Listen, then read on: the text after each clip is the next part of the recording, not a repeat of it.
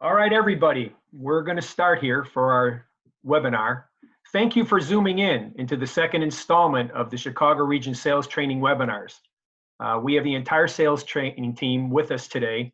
Joe Lacefield, Andrea Gomez, Sam Zangri, Doug Vanna, and I'm your host to kick this off today, Jimmy D. We also will have a special guest coming in from Plano, Texas. Kevin McDermott is going to be also joining us. So if you see him on the trail, please send him a chat message. Just a reminder, for the rest of April, we'll be featuring different subjects every Wednesday and Friday. They'll be at 11 a.m. Central Standard Time, so please zoom in on those. Today's webinar is a good one, and will be on connected services registration. As many of you know, connected services has been a big focus point for Toyota over the last few years, and should be a big focus point for your dealerships too. If you want to chat, you can go to the bottom of the screen. We're going to ask you to chat and ask questions, and we'll field those questions either during the presentation or after the presentation. We have a guest today, a special instructor from Texas, Sandy Camden. Sandy is the technology multimedia planner for connected services. Sandy comes to us from her home office in Plano, Texas, or somewhere near there, I'm sure. Sandy, on behalf of the sales training team and its dealers, welcome, and please take it away. Thank you, Jimmy. So for those of you that haven't met me yet, this is Sandy Camden, and I've been with the company for about almost 10 years now. So what we're going to be going through is we're going to be going through connected services registration. That's kind of my specialty area. I am the planner for that particular area. So I'm going to try to give you some information on how to appropriately register a customer through the connected services portal as well as the app. And then we do have a follow-up to this, which Kevin McDermott will be doing regarding the Toyota app functionality coming up. So let's go ahead and get started. So things that we're going to go over, the best practices on how to enroll a customer. We're going to go over the benefits, and we're going to talk about remote delivery. We know that that's an option during these crazy times. So we're going to kind of give you best practices for that as well. And then we'll also go over customer satisfaction. So what that is how can we troubleshoot so that we give the customer the best experience possible? So getting into the best practices, what we are asking from you to do as a sales associate is to make sure that you're searching all possible options for a primary user. So when you get into the customer, the connected services portal, we want you to make sure that we're actually locating an existing customer. That's going to be the best way to sign someone up. So you do want to ask for the Toyota owner's account. If they do have an existing Toyota owner's account, it's best to try and sign them up with that first, because it will actually populate a customer for you and you won't have the information. Primary search would be email or phone number. That typically brings up a customer in terms of whether or not they have an existing account. You also, when you do have to create an account, we want to make sure that you're inputting the accurate customer information. One of the calls that we get in our call center, the #1 call for connected services is account management, which basically means that either the email was input wrong or there's a wrong address, or they want to update some information in their account. So we want to make sure from the very beginning we're putting that correct information in there. And then also making sure that you follow through and download the app to the customer's phone and sign in for the customer. So you want to have them go ahead and sign in using the email that you just set them up with, and then to also verify that everything in their app is showing up. So when you first start, if the vehicle does have remote connect services, the card will not show up. And we're going to show you an example a little bit later on. So you want to make sure that you are, in fact, following through with the full registration that's including the remote services, because our #2 call into the customer contact center is remote services. And typically what it is I left the dealership before I got signed up, or I didn't know I had remote services, because in some cases the sales representative is actually not following all the way through and also authorizing the vehicle so that it is available for remote connect services. So you just want to make sure if the vehicle is applicable for those services, that you are running all the way through and making sure that you're authorizing that vehicle so that they can start their car with their app as well. All right, so we do have some screenshots here for you in terms of how to basically sign a customer up for those trial services. So in Dealer Daily, under Vehicles, you do want to select Connected Services Portal. You're going to go ahead and enter the VIN to the vehicle that you're selling the customer, and it will pop up the vehicle's information. So right underneath the vehicle, you can see here for 2020 Highlander, it does show the capabilities. So that's also a way to verify what is available for the vehicle. We also want to make sure that we're giving them the correct information. We don't want to tell them it has remote connect services when in fact it does not. So this is another way for you to verify that it is capable of that option. And then you're going to click continue with this vehicle. So I use Jimmy there for my example. And if I populate the email in there and his name does not show up, it will tell you this is not an existing customer, so you're going to want to go ahead and create the account. In the event that the customer does exist and they do have a Toyota owner's account, you will actually see some information there, and you're going to continue with that customer is the option you're going to select. So for this one, we're going to go ahead and create a new account. And you will have to fill in the information because the customer is not an existing customer. You will actually have to fill it in. So first name, last name, mobile number, and address is what we require. The second portion there is basically making sure that you're using the customer's ID or that you're verifying their information. If someone can mute their mic there, you can kind of hear everything. Thank you. So you want to verify that the customer's ID is in fact the information that they're providing to you, and also that you've notified them how their information is handled. So for Toyota, the information that we collect for connected services, it stays within Toyota. It does not go anywhere else. So you just want to verify that with them. Wish I could hear. Uh-oh. Somebody having trouble? All right, so you want to create account. Okay, once we create the account, it will actually ask you to have some disclosures. So you're going to want to be able to select there. So connected services data handling, they do have to authorize that in order to be able to, for us to provide the connected services trial. Service connect communication, what that means is being able to have the vehicle communicate with us, but also having the dealer communicate with the customer. So we want to make sure that we are opting into that option as well. We'll talk about that a little bit later. And then also third-party insurance solicitation. So ultimately, we are going to be offering third-party insurances to the customers in certain states. And so we are asking the customer, do you want to be able to be notified if a better option comes up for you in terms of insurance? They can select yes or no. So toggling on is green, toggling off is gray. And then also that you've gone over the terms with the customer in terms of the services and what the trials are and what they mean. So in order for you to be able to start that trial, all of those have to be green except for the insurance, okay? And then you want to start the trial. All right, so once you've started the trial, you're going to get the congratulations message, which basically says the vehicle has been enrolled in the trial. And as you can see there, it will have a start date. That's typically the date that you enrolled the customer, but it will also have an expires date. So that's the end date. And it's about, depending on the trial, it'll be either 3 years, 1 year, 6 months from that begin date. So you may want to pay attention to that as well in case you're notifying the customer how long the trial is for each service. And then in order to be able to get the app on the phone, they have provided some QR codes directly into the portal. So you just basically have to open up your camera or the customer's camera, hover over, and it will open the App Store directly to the app, which I'll show you. I have an example in a future slide. And at that point, they'll be able to download the app and start their registration. Okay. Now we do have a trial. It's a comparison from my 2019 to some 2020 vehicles to the new 2020 vehicles. We do have a comparison in terms of their trial periods. So that's located on Engage. So if you do go to audio multimedia to resources, it will be the hot sheet for audio multimedia system comparison. And that way, depending on what head unit you have, you'll be able to tell the customer what their trial periods are.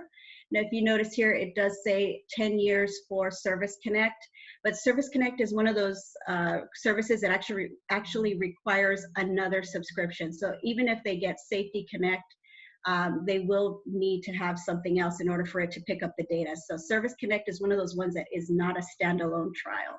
Okay. All right, so let's talk about the benefits to customer and the company.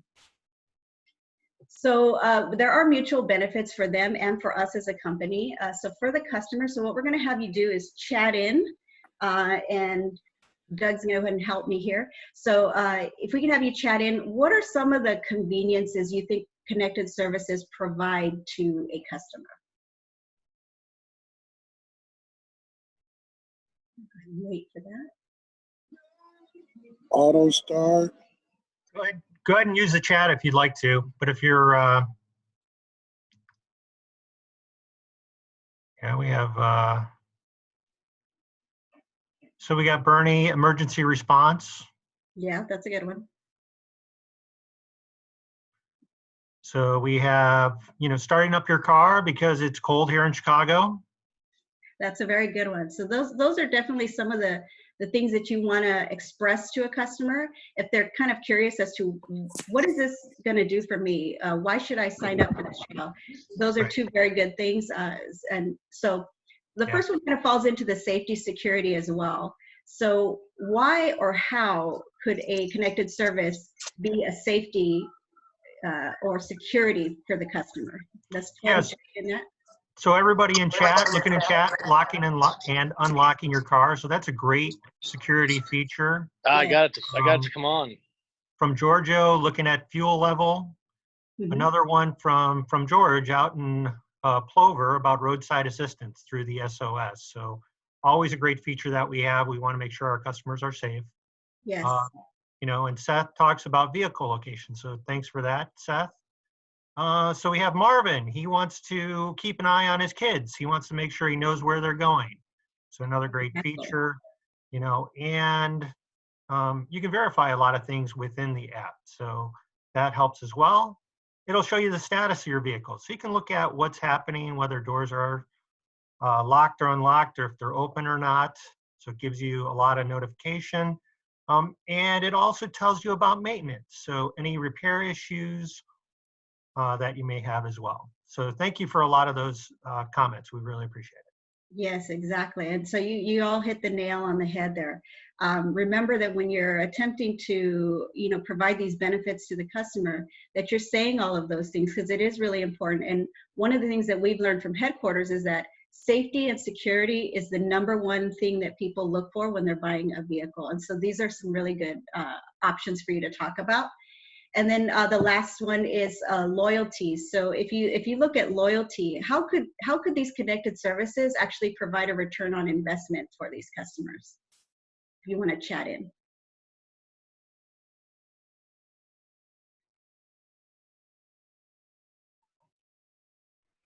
Okay, come on. I know we have some smart people out there. We've got to have some. So your service schedule. So for loyalty from the Carlson Group, it helps return our customers to the service department. So it's with Service Connect. So it adds value. So thank you for that. Any other comments that anybody wants to make?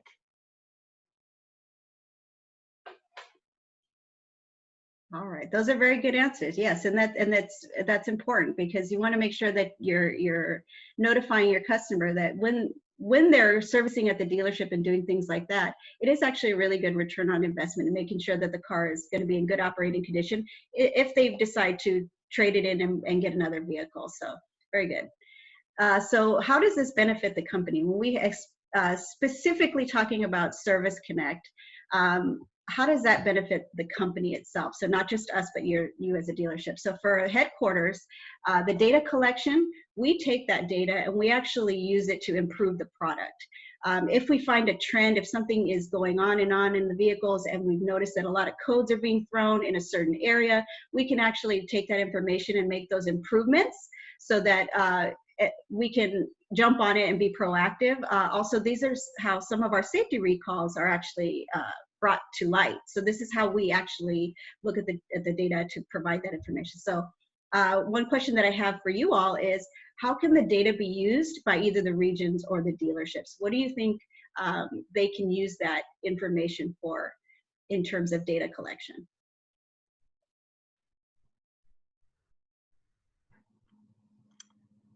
Okay, so again, the Carlson Group, thanks for talking about Toyota Care.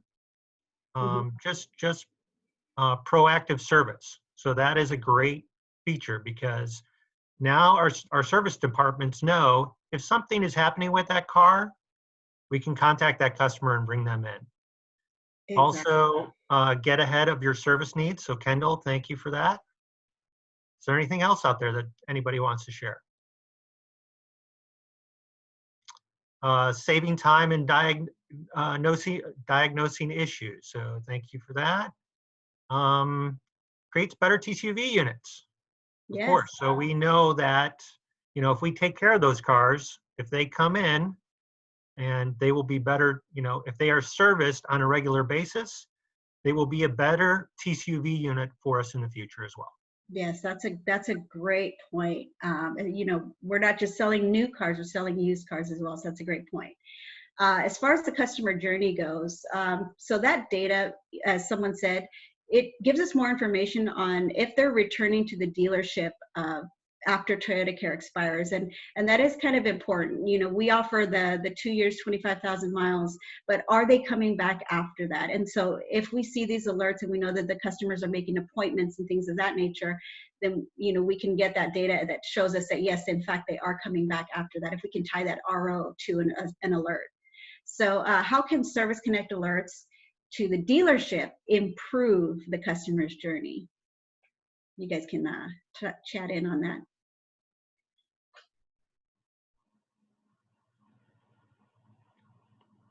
Okay, I know everybody's typing out there.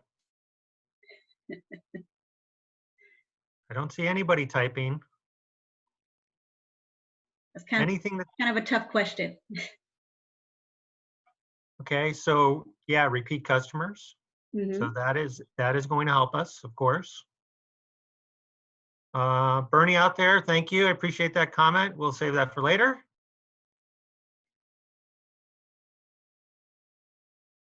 Oh, Sandra, can you repeat the question, please?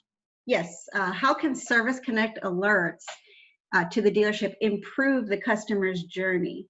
So the sales and the return, how does those Service Connects to the dealership improve that? So we had return service is one, which is a good one. Yeah. So developing a level of trust between the dealership and the customer, less time in service, less stress about, oh, they're coming in like crazy now. Better follow-up. Now they're going too fast for me. Good customer relations, anticipating problems.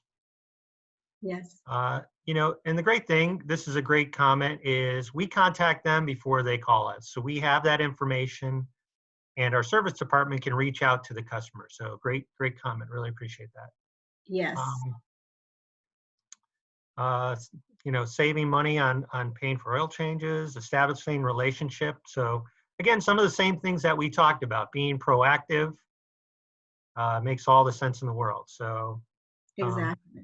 And the customers coming in, we already have their name in the system. So we have an idea of who's coming in. And then, of course, for us on the sales team, just having the potential for additional sales as well. Exactly. So thanks for a lot of the comments that that you have. Yeah, talking about the vehicle health report. So a lot of positive comments from our team. Awesome. Yes, and those are all great points. And to Doug's point, being able to have that customer come in for service, if let's say they're leasing a vehicle and it's right around that time that they're about to get out of that lease, you want to make sure that your salespeople are in there, possibly even making a new sale or a lease or something. So it's good to have them come back. All right, very good. All right, thank you for your participation in that. So we're going to talk about remote delivery. So we know that in these challenging times, we have to kind of get creative with the way that we sell vehicles. So if you're doing a remote delivery and you're taking this vehicle to a customer, the best practice for that is to make sure that you're downloading the app. So you're not going to be able to enroll the customer via the Connected Services portal, simply because you're not going to be at the dealership.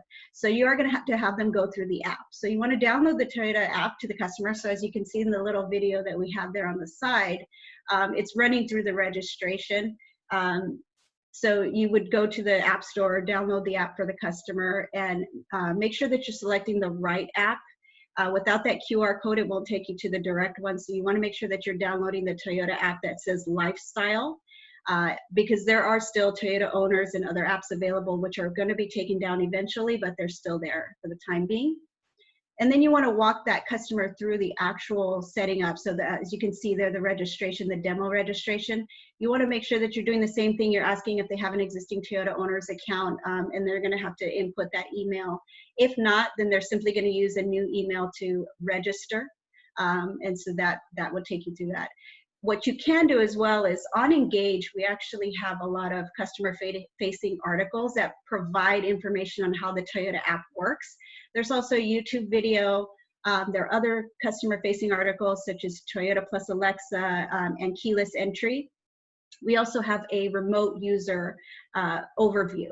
So there are some things that you can use on Engage that are printable, that are customer facing, that you can also provide to that customer in the event that they may not have a lot of time. And then you want to also remember to complete that full registration as well. So making sure that you're having them authorize the vehicle for remote services if applicable. And then you can also explain how it works. So how does the key fob work? Because a lot of the times, some of the questions that we get in the call center are, how do I use the keyless entry to actually start my vehicle? So you may want to run through that as well. And that's a quick little tip for them to know. All right. All right. So customer satisfaction, how can we give them the best experience possible? So we know that through the Connected Services portal, there may sometimes be some error messages. We know that is happening, and it is being logged, and we are doing our best to make sure that those things are corrected. But some of the things that we can give you, some of the tips we can give you for those error messages is to clear your cache, or if it continues to throw an error, make sure that you're using the Toyota app or the agent. So that would be pressing the SOS button. Those are kind of the last ditch efforts, but it is able to enroll a customer typically if you use the agent. So you may want to, that's a workaround for you. VIN already in use. So if the VIN is actually showing someone else as the customer, as long as it does not belong to a customer and you know that it's not part of the dealership's inventory and they're not using it as a demo or whatever, you can unlink the VIN. Just make sure it's within that trial period. If it is, then you'll be able to relink the VIN to the new customer. And then if a customer already exists, you can, if you're getting that error that a customer exists, you can actually use a different search method. So sometimes it's because they have an old email and an old phone number that's attached to the account. So sometimes it does cause some confusion. So you just want to make sure that you're using all avenues to search. And so that means using a previous email or phone number if the customer does have it. Okay. And so for Toyota app functionality, like I said, the #1 call is remote not authorized. So you want to try and authorize the vehicle again. Sometimes the email does not come through. You can just go ahead and try again. If the vehicle's not connected and the Safety Connect light is red, you want to press the SOS button and make sure that it is in fact working, that you try to either, it will ask you to authorize if you press the button, or you want to try to get through to an agent. And if it does not work, then that would be something that would need to be investigated by the service department. Change of email address. So if the customer is actually said, oh my gosh, I didn't want to sign up with that one, can we change it? The fastest way to do that, because right now you're not able to do that in the portal. So what you would need to do is actually have the customer sign into the app and complete their registration, and then they would be able to change that email address. So you can do that through the app.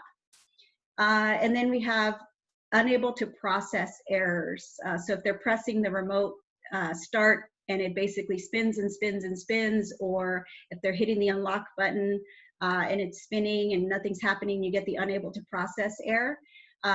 Those types of errors are actually going to need to go through to the contact center. So you would want to either contact call the contact center or the dealer assistance line so that the ticket can be opened for that, so they can do some further investigating on the back end.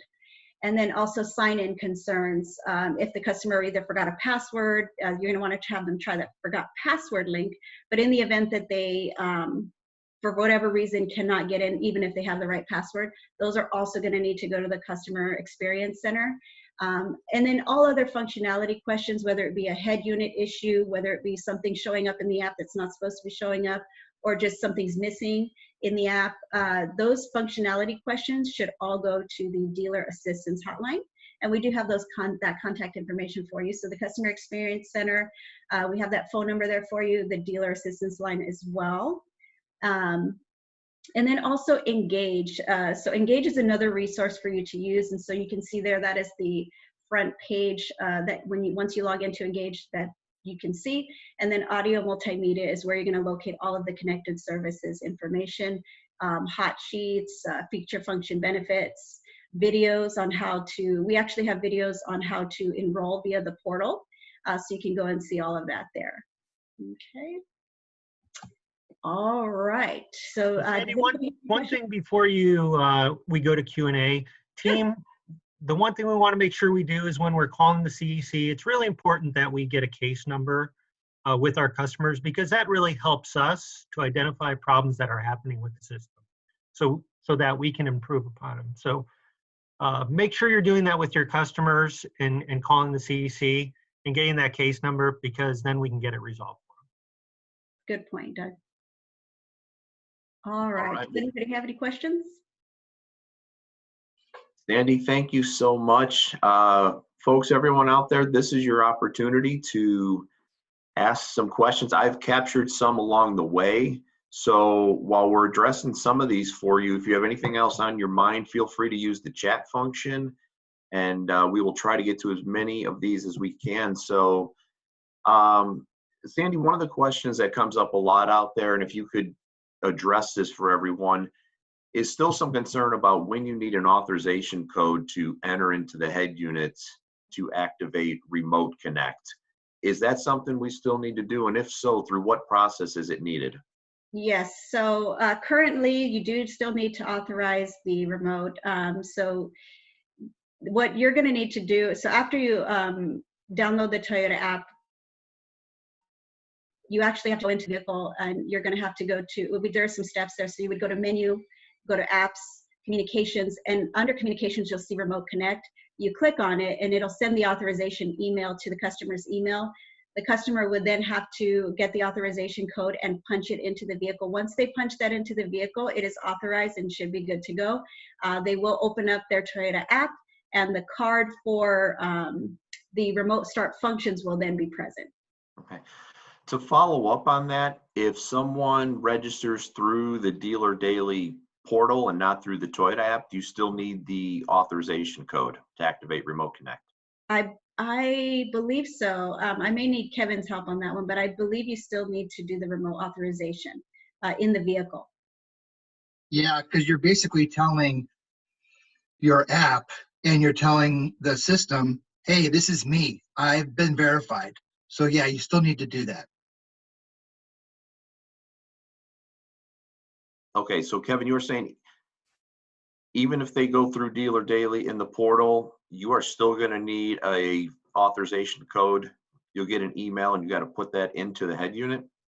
Yes, sir. And also you want to make sure they download the Toyota app as well, so that way they can get that functionality that Sandy's talking about with the Remote Connect or anything else that they need. Okay, I just want to, make sure, because there's confusion out there, and I know Marvin has chimed in and said it's seen it work through the Dealer Daily portal without having to get an authorization code. And to be honest, I have as well. I mean, when I've gone through the portal, it's not asking. So I guess we're just trying for everyone to get some clarification on what registration process requires an authorization code or not.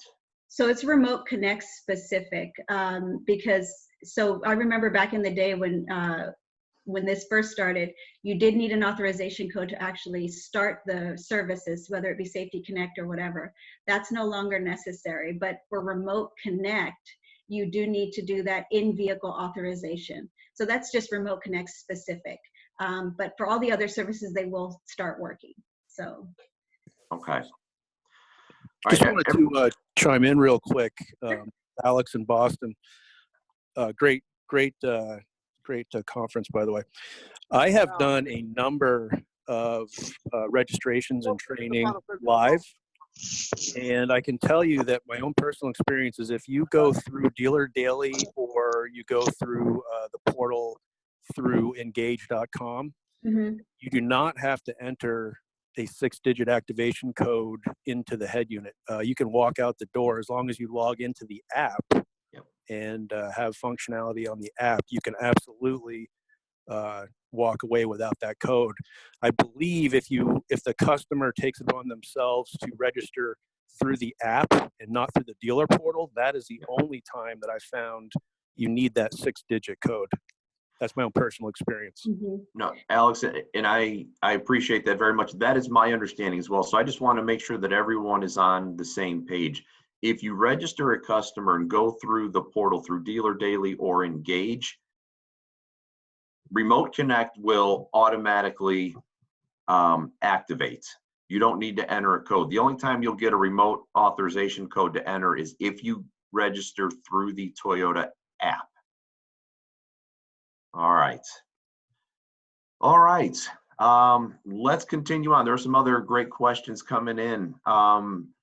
Sandy, can you speak to this? This comes up a lot, and that's regarding the registration with or without an email. There are still some folks out there who have a flip phone or don't have an email or don't want to provide one. Are there any workarounds to that, or do we absolutely need an email address to do a registration? Yeah, we have had that question a lot as well. And according to Connected Technologies, they do need to have an email address. Even if they want to waive the services, they still have to have an email address, which is obviously hard because sometimes they're not signing up because they don't have an email address, but in order to waive the services, they need an email address. So either way, whether they're gonna enroll or not, they do need an email. Absolutely. And to reiterate for everyone out there, there's no way around not getting a valid email address, whether it's to register or to waive them. And if they still don't like that, you can certainly direct them to call the Customer Experience Center, and they'd be happy to talk to the customer and really reinforce the same thing. They will still ask for an email, even if they want to waive at that point. So you are backed up and supported by Toyota in that regard. To follow up on that, Anderson out there is asking, so what is the workaround on the email? Are we supposed to create an email address for them? If the customer is open to it, then yes, you can do that. Typically what we say is, if the customer is willing to have you help them create an email address, then yes, you can definitely go that avenue. You do not want to create an email address for the customer without their permission. So don't use a house email address. Don't use, a fake email address. The customer does have to have one, and it does have to be tied to them. So if the customer isn't willing to have that email address created, there isn't a workaround for that right now. So. Absolutely, Sandy. So just to reiterate out there to everyone, we do not want to be registering customers for any of their connected services without their knowledge, without their permission. We do not want to create any blanket emails, creating them just so that we can get them registered and be at 100% at our store for registrations on connected services. It's not about the percentage. It's about presenting the connected services to the customer, showing them the value in that, and then registering them with their permission. If they absolutely are adamant on not or want to waive, that's okay. As long as we've explained and they understand, it's okay to waive. No one's going to come and say, hey, why isn't your percentage higher? If you're doing things the right way, everything will fall into place just fine. So please do not create emails without customer permission and register them without them knowing. That is an absolute, that's a real problem if we are doing that. So please. Let's see, other questions. You know, Sandy, there's another question that comes up a lot with Remote Connect with regards to the key fob and when that works and how long that works, even when the Remote Connect trial period ends. Can you speak a little bit to that? Yeah, I actually have, so because the different head units, let me see if I can get there. Because of the different head units, we had to, we had to actually create a customer-facing article for key fob remote functionality. Can you see it, Sam? Yes, absolutely. So that's also located on Engage. So it's the Remote Connect overview CFA. Because of the different head units, it varies by model. So I wouldn't be able to kind of directly speak to it, but this is a great resource for sales, for all the salespeople to use to be able to determine, will it have functionality for 3 years, for 10 years? Does it require a subscription? Does it not require a subscription to be able to work? So I would definitely point you all in that direction in order to find out for your specific vehicle whether or not it would be functional and for how long. Yeah, it absolutely great resource. So everyone out there, I know someone had asked before. I saw kind of a silly question coming, like, what is Engage or who is Engage? For those of you who might not be familiar with Engage, it is an amazing platform with resources beyond what you could even imagine, from walk around videos, articles, competitive comparisons, you name it, it's on there. So typically a lot of these questions that you guys have, more than likely the information can be found in Engage. And with regards to the Remote Connect and the key fob, in some cases that key fob will work beyond the Remote Connect trial period for up to 3 years, or in some cases even 10 years. So the key fob doesn't have the greatest range, which is why we have Remote Connect. But even if they don't want to continue subscribing to Remote Connect, their key fob will still work for a specific period of time, and you can reference this article here on Engage. All right, let's see what else we got here in the chat. I see a question here from Donovan. He's asking about the Intune 3.0 app and if we still need to download that. Ooh, we're going to be kind of stepping away from that. But for the 2020 vehicles, Alexa does require the Intune app. So typically, as we move forward, some things will not be available on Intune 3.0. But for the time being, until Alexa is integrated into the one app, they will have to use the Intune app to be able to support Alexa. So if your customer is interested in Alexa, then yeah, you would want to go ahead and download that. But if they show no interest, or they're not really familiar with Alexa, or they don't have any Alexa products and they're not going to use them, then no, you wouldn't have to. Great. And just to follow up on that, Jimmy provided, hopefully all of you can see his response there in the chat, and he's absolutely right. I mean, if you're going to use the app suites, then you're absolutely going to need to download the Intune 3.0 app. But as we all know out there, a lot of folks are gravitating towards Apple CarPlay and Android Auto. So if they're utilizing that, then not the app suite, then there is no need for the Intune 3.0 app to be downloaded. So it really just depends. Yeah, it depends on your customer's needs, right, Sam? Without a doubt. Mm-hmm. Dean has a question, Sandy, as well, and he is asking, has the length of time for subscriptions been finalized? Seems like they've changed several times. So it seems to have been a little bit of a moving target, Dean, and I absolutely agree. So I'll let Sandy speak just a little bit to the trial periods that we have currently. Yeah, so we, I think I have the thing up here. Let's see if I can get to it. I don't know if Kevin knows why. I mean, I'm sort of new to the role here, but they've sort of made the decision to kind of change it, either short, longer for certain things, like Safety Connect went up to 10, but that's because we're trying to collect the data, whereas some of the other stuff went down in time, like Wi-Fi. So I don't know the reasoning behind that, but I think at this point, until the new audio multimedia system comes out, this should be pretty stable for a while there. So, you know, we do have the comparison chart. So depending on what the vehicles that you're looking for, we also have the compatibility charts as well. So we just kind of, Kevin and I created this to kind of give you all a quick view, so that when you're looking at certain models, and it is what we call a CY17 Plus, which is a newer version, and a CY17, that you'll be able to tell the difference as to what it has and how long the trial is for that head unit.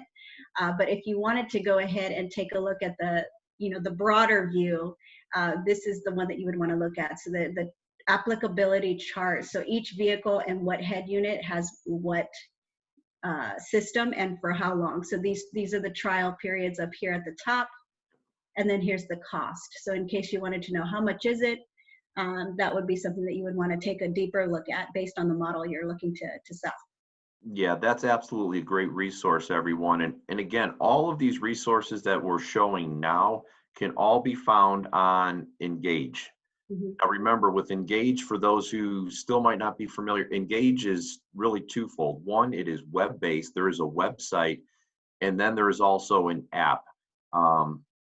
They both provide tremendous resources, but I will tell you that the website even goes several levels deeper than what the app does. So it's really important that we leverage these resources because this is an amazing platform that Toyota provides to all of us. Hey, Sam. Hey, yes, Sam. Kevin. So I just want to kind of piggyback off what Sandy's saying here. Sandy, you see your page you're on, and everyone that's listening, you see how those columns are light gray and white? Now scroll down to the next page, Sandy. See how those are light blue and white? Now, Sandy, go back to our hot sheet. We tried to mirror it there, everyone. So on that other page where it was light gray, that's going to match up with the left column. And then everything that's light blue, that's going to match up with the right column. And that'll also help you use this hot sheet that we created sort of in tandem with the other one that Sandy showed. Absolutely. And I know, see, Steve, with the Wi-Fi change to AT&T, everyone, if you saw on the main page that Sandy had, if you scroll, there's more than one page to that. So when you scroll to the second page, you will see that Wi-Fi did change from Verizon to AT&T. So it's absolutely there. We were just showing the front page, but that's why I wanted to mention it, Sam. What's that, Kevin? That's why I wanted to mention it, because I saw Steve's comment. Absolutely. I appreciate that very much. And Sam, before we go real quick, before we move on, the fastest, easiest way for a sales representative to be able to know what that specific vehicle has is to use the VIN scan on the Engage app. If you use the VIN scan on the Engage app, it'll tell you exactly what that vehicle has and what the trial periods are. So, yes, Steve, all 2020s are now AT&T with the Wi-Fi Connect. That is correct. Brandon is asking, do you have to have Wi-Fi Connect to activate or access Remote Connect? No. The answer to that is no, you do not. A lot of great questions out there, everyone. We are going to wrap this up in about 2 minutes. If there's any last questions in and around connected services or anything that Sandy has covered with us here this morning.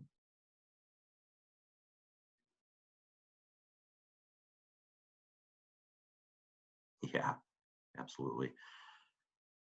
All right, if there are no other questions coming in, we're going to go ahead and wrap this up. I really want to thank Sandy and Kevin as well for joining us from headquarters. We really appreciate your time and sharing your knowledge with all of us.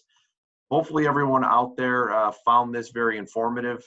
As Jimmy alluded to in the beginning, we will continue this, and on Friday, We're going to dive deeper into the actual Toyota app and a lot of the functionality around there. So you can get more comfortable with that and be able to share all of the great features and benefits of the Toyota app. So please join us on Friday, same time, 11 o'clock Central Time, and we look forward to another great webinar. With that, we are done. Thanks, everybody. Be safe, be well, and we will see you all back here on Friday. Have a great day.